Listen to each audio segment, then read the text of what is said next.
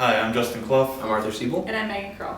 We're the Growing Together IAM3D team from the Milwaukee School of Engineering. Our design used additive manufacturing to give an alternative way to harvesting lab rat tissue for research purposes. Our solution uses a 3D printed mold to create a grid of micro-test tubes and agarose hydrogel. First, a mixture of free cells is poured over the grid.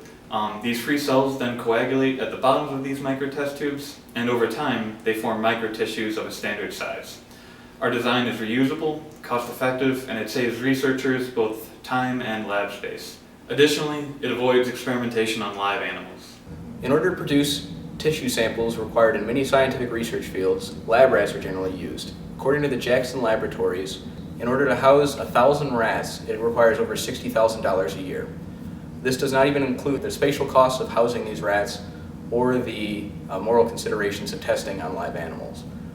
Another method of producing tissue samples is to use a rocking table. In order to do this, cells not taken from rats, taken from cultures instead, are put into a solution. These cells are then put into a rocking table. As the table rocks, the cells conglomerate and form small tissue samples. The issue with this is that these samples are of varying size.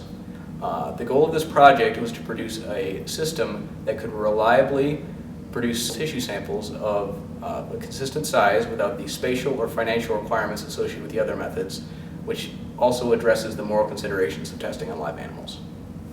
To validate our solution, we tested the mold by creating micro-test tube impressions in the agarose gel. With varying concentrations of the agarose gel, we analyzed the results to see if there was consistency between the impressions made.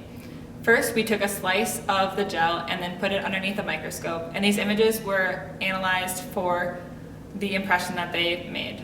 These images were then processed by mapping the impressions made and compared to the theoretical desired shape. The outcome showed that the micro-test tube did in fact leave clean and consistent impressions. When the concentration of agarose gel was lower, the theoretical and actual results were the closest to the desired shape. This is advantageous for the application of this as well because it's at these lower concentrations that these gels will be applied. We believe that our submission for this year's IAM3D competition is the best currently available solution to the problem of producing tissue samples for scientific research. Our design reduces the required space, the required costs, and also avoids testing on live animals. We hope you agree that this is the most viable solution to this pressing problem, and we look forward to seeing you at the competition.